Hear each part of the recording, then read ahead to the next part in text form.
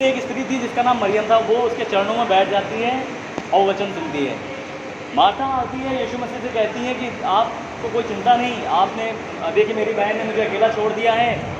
यीशु मसीह उनसे कहते हैं, हे मार्था, तू बहुत सारी बातों की चिंता करती है और घबराती है, पर इसने वो उत्तम स्थान चुन लिया जो इससे छीना ना जाएगा। ठीक, तो इसका जो हमने ये पढ़ा है, इसका एक बार मैं समझा दे रहा हूँ इसका क्या मतलब हुआ। कि इसका मतलब ये हुआ है कि जब कभी हमारे जीवन में कोई भी सेवक आते हैं या पादरी लोग आते हैं, पास्टर आते हैं, कोई व्यक्ति आता है, तो हमें जो क्या करना है, बैठकर वचन सुनना है। क्या करना है? वचन सुनना है। कोई भी उनकी सेवादारी नहीं करनी है। इसका मतलब ये है। सबको समझ में आ गया? नहीं समझ में आ गया सबको? इसका मतलब ये हुआ कि हमें जो है सेवा नहीं करनी है उनकी, कोई खातिरदारी नहीं करनी है, सिर्फ और सिर्फ वचन सुनना है। पक्का? ये सिरे ला रही है, कह रही नहीं, ऐसा नहीं है क्या?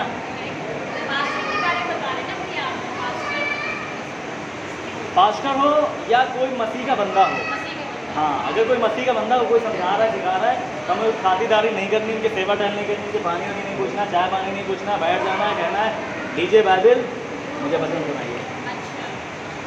एक याद रहेगा सबको? कोई भूलेगा तो नहीं? भूल जाओगे? पता नहीं कैसे लोग भैया तो गलत शिक्षा लोग भी पकड़ लेते हैं कि गलत शिक्षा दी जा रही है। देख रहे हैं?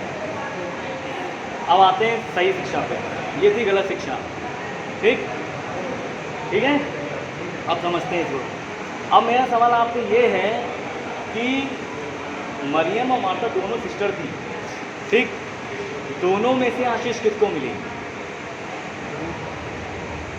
या यीशु मसीह ने किसके विषय में कहा कि इससे उत्तम स्थान नहीं छीना, किसको ज़्यादा वैल्यू दी? कारण वचन सुन रही थी, बस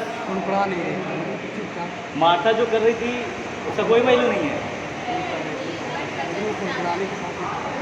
वचन से ज़्यादा है। अभी एक चीज़ मिस कर रहे हैं आप। मार्था आखिर ऐसा क्या कारण था? यीशु मसीह ने उससे कहा, हे मार्था, तू बहुत चिंता करती, घबराती है, पर इसने वो उत्तम स्थान चुना है जो इसे छीना नहीं जाएगा। आखिर ऐसा क्या कारण यीशु मसीह ने उसके अंदर देखा? मार्था जो काम कर रही थी वो कुड़कुड़ा के साथ कर रही थी, मतलब कुड़कुड़ाते हुए, मतलब वो जो भी कर रही थी उसको सुना रही थी कि ये मैं कर रही हूँ, वो बैठी हुई है, मतलब क्या देखो कुड़कुड़ाना। सिर्फ एक कारण वो था उसका कुड़कुड़ाना। आपको पता है वो जो मार्था सेवा कर रही थी गलत नहीं था, बिल्कुल भी गलत नहीं था। कोई भी व्यक्ति, चाहे वो भाई हो, चाहे वो बहन हो, चाहे पास्टर हो, कोई आएगा, आपका सबसे पहला फर्ज है आप उसकी सेवा टहल में जुट जाएं। उसका अतिथि सत्कार करना मत, बाइबल कहती है अतिथि सत्कार करना मत छोड़ो, मत भूलो, उनका अतिथि सत्कार करना है। सेवा मार्था सही काम कर रही थी, बिल्कुल भी गलत नहीं था। और मरियम भी अपना काम कर रही थी। आपको पता है मरियम वहाँ क्यों बैठी हुई थी और मार्था क्यों काम कर रही थी? पता है आपको? क्योंकि मरियम जो थी वो एक नंबर की आलसी थी। ठीक नहीं, ऐसा नहीं। ठीक है, वो काम नहीं करना चाहती थी, इसलिए जाके यीशु के चरणों में बैठ गई। अरे यार, ये लोग तो तुरंत पकड़ लेते हैं, क्या बात। तो मरियम, देखिए अब ध्यान समझिएगा इस चीज़ को। एक बात जहन से निकाल लें कि मरियम आलसी थी, ये ऐसा नहीं था। आज के वक्त में इसी वचन को लेकर जब कोई पास्टर या व्यक्ति मेरे घर में आता है तो बहुत से लोग इस वचन के अकॉर्डिंग बैठ जाते हैं। कोई भी खाना बन रहा है, कोई काम हो रहा है, उसमें सेवा टहल नहीं करते। कारण यीशु मसीह ने कहा ये उत्तम स्थान जो दिया गया वो छीना नहीं जाएगा, मैं वही चुन लूँगी। आलस के कारण बहुत सी महिलाएं, बहुत से पुरुष, बहुत से लड़के भी आलस के कारण फालतू के जो घर के काम है उसको छोड़कर, कोई व्यक्ति आया, पास्टर आया, बैठ गए वहाँ पर। मान लीजिए कोई वचन भी कह रहे हैं, आप बैठ गए, ठीक है। लेकिन एक बात याद रखें, आपको जो काम दिया गया है, कोई भी काम हो, आपको खाना बनाने का काम है, झाड़ू लगाने का काम है, बर्तन धुलने का काम है, खाना खिलाने का काम है, या कोई भी सजाने का काम है, कोई आ रहा है प्रोग्राम है, कोई भी काम है, आप बराबर के आशीष के हकदार हैं। वो जो व्यक्ति वहाँ बैठा हुआ है वचन सुन रहा वो भी, और जो सेवा कर रहा वो भी, फ़र्क एक चीज़ होना चाहिए सब में, बस कुड़कुड़ाना नहीं है। फिलिपियों की पुस्तक उसका 2 अध्याय उसका 14 पद, फिलिपियों की पुस्तक उसका 2 अध्याय उसका 14 पद, जानते क्या कहता है? पढ़ डालिए, अच्छा जल्दी से पढ़िए। सब काम बिना कुड़कुड़ाए और बिना विवाद के किया करो। बस कौन कौन से काम करने बिना कुड़कुड़ा के? ये क्या हुआ? सारे कामों की बात हो रही है, 1-2 काम नहीं। आप बर्तन धुलते हो बिना कुड़कुड़ाए, हमें दे दिया जाता है सारा बर्तन, वो नहीं धुल रही है। आप झाड़ू लगाते हो, हम ही को लगाना पड़ता है, आप अपनी आशीष खो रहे हो। याद रखें, आपको घर में कोई लड़कों से मैं बता रहा हूँ, आप में माँ बाप कुछ कहते सामान लाने को, हमें ही भेजा जाता है, कुड़कुड़ा के जा रहे हो, आशीष खो रहे हो। सब काम बिना कुड़कुड़ाए बिना विवाद के करो। आपको पता है, आप यहाँ पर गीत गाते हैं, हम सब यहाँ गीत गाते हैं, आराधना करते हैं, वचन सुनते हैं, वचन बोलते हैं, और अगर हम घर में जाकर सारे काम कुड़कुड़ा के करते हैं, कोई फल नहीं मिलने वाला है। यहाँ पर तो हम अच्छा कर सकते हैं, हमें अपना जो व्यक्तित्व है वो अपने घर में, अपने समाज में दिखाना है। समझ में आ रहा है? हमें हर काम बिना कुड़कुड़ाए करना है।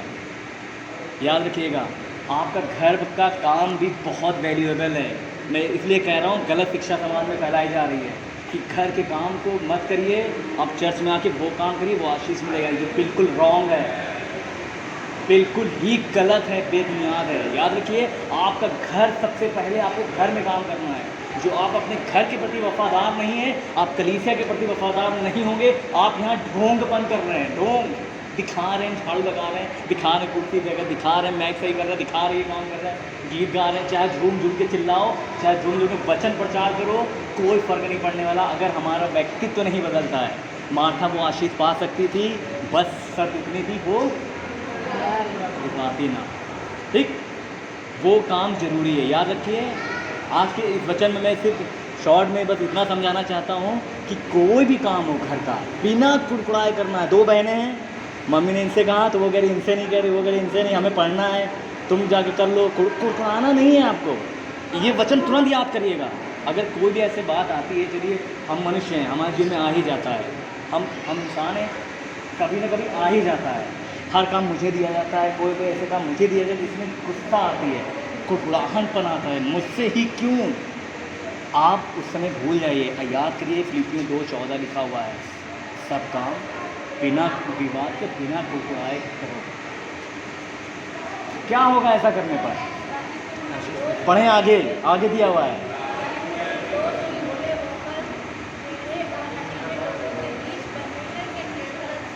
हाँ, तेज पढ़े, ताकि तुम निर्दोष भोले होकर टेढ़े और ढीले लोगों के बीच में परमेश्वर की निष्कलंक संतान में रहो, और जिनके बीच में तुम जीवन का वचन लिए हुए एक जलते हुए दीपकों के समान दिखाई देते हो। है ना? टेढ़े और ढीले लोगों के बीच में जीवन का वचन लिए हुए एक जलते दीपकों के समान दिखाई देते हो। एक दीपक ऐसा है, मेरे घर में एक व्यक्ति ऐसा है जो हर काम बिना कुड़कुड़ाए करता है। माँ बाप कहने पर, दोस्त यार कहने पर, मेरे दोस्तों में एक ऐसा बच्चा है, एक दोस्त ऐसा है। आज का वचन क्या था? उस मतलब परमेश्वर ने कहा जगत की ज्योति मैं हूँ। आगे एक वचन मैंने पढ़ा था मत्ती 5:16, उसी प्रकार तुम्हारा उजाला मनुष्यों के सामने चमके कि वो तुम्हारे भले कामों को देखकर चिल्ला के उनसे बोलो, भैया जो पाप कर रहे हो ना, ये जो काम करो गलत है, पाप है, छोड़ो। वो ये नहीं सुनेगा आपकी बात, वो देखेगा तुम क्या हो।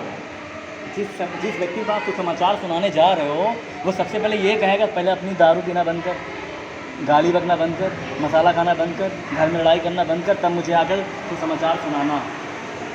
समझ आ रहा है? तुम्हारा उजाला मनुष्य के सामने तभी चमकेगा जब हम वचन के अकॉर्डिंग अपने जीवन को चलाएंगे। ठीक, तो हमें हर काम को कुड़कुड़ा कर ही नहीं करना है। ठीक, चाहे वो पास्टर कहें, चाहे वो ब्रदर कहें, चाहे सिस्टर कहें, चाहे घर का कोई व्यक्ति कहे, सब काम बिना कुड़कुड़ाए करो। कोई भी काम हो, पाप छोड़कर। अब हमने बोल दिया सब काम बिना कुड़कुड़ाए करो, अब पाप करने लग जाओ, कहोगे भैया ने बताया पाप किया जाए, हैं? पाप भी करने लगो बिना कुड़कुड़ाए। कहो देखो मैं ये काम कर रहा हूँ बिना कुड़कुड़ाए कर रहा हूँ, गाली बक रहा हूँ बिना कुड़कुड़ाए, झगड़ा कर रहा हूँ, लड़ाई कर रहा हूँ, है ना, बुराई कर रहा हूँ। किसी की बुराई भी बहुत आसान है ना करना, सबसे गंदी बात है, याद रखें अपने जीवन में ना किसी की बुराई सुने और ना ही बुराई करें। सबको आशीष दे, सबको, सब अच्छे हैं, सब अच्छे हैं। अगर कोई व्यक्ति आता है, बहुत अच्छा सवाल है इनका, कोई व्यक्ति आपके पास आता है,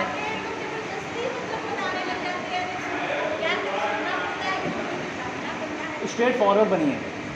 आंसू भाई इस मामले में बहुत आगे हैं। कोई व्यक्ति कहता भैया कोई बात नहीं, छोड़िए उनकी बात, छोड़िए, अब हम लोग दूसरी बात करें, तुरंत बात काटिए आप। और ज़्यादा नहीं समझ रहा भाई, प्लीज़ मैं नहीं सुन सकता, सॉरी, मैं मसीह का बंदा हूँ, ऐसे बोल। मैं समझ गया, मम्मी हो गई, सास हो गई, आके कहने लगी अरे फलानी ऐसी करती है वैसी करती है, ये बात है ना, तो उनको समझाइए, वैल्यू उठाइए। मम्मा अम्मा कोई बात नहीं, देखिए वचन लिखा है किसी की बुराई मत करो।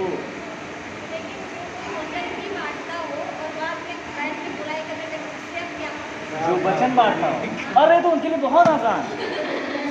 ऐसे लोग, जैसे मैं अभी समझा रहा हूँ आपको, और मैं ही आपके सामने आऊँ और कहूँगी अरे आदित्य भाई को पता है कितने बड़े वाले हैं, बहुत ख़राब है, ये है वो है, आप खुल के कहिए भैया आप वचन सिखाते हैं, आप ही ऐसी बात कर रहे हैं, ये तो अच्छा नहीं है ना। हम कह नहीं पा रहे हैं, वो बहुत बड़े हैं हमसे कैसे कहें, वो बहुत बड़े हैं, मैं उनकी बहुत रिस्पेक्ट करती हूँ, मैं कहूँगी तो बुरा लग जाएगा उनको।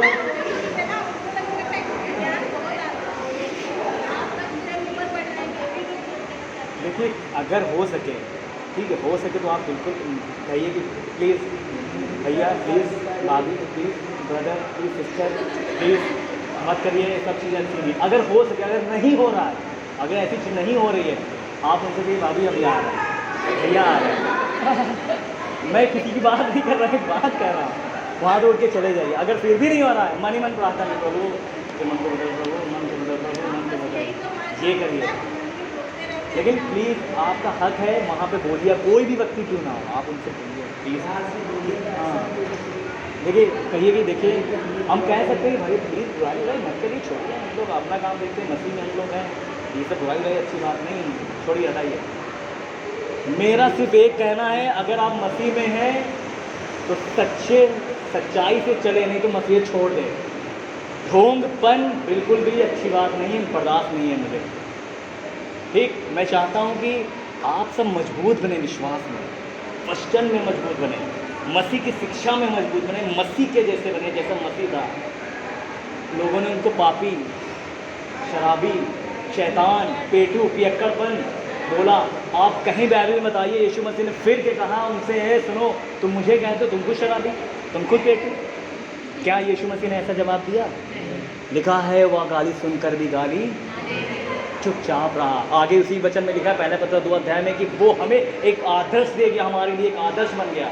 मतलब ये कि वो हमारा एक आइडियल है, हम वैसे ही उसी के पद चिन्हों पर चलें।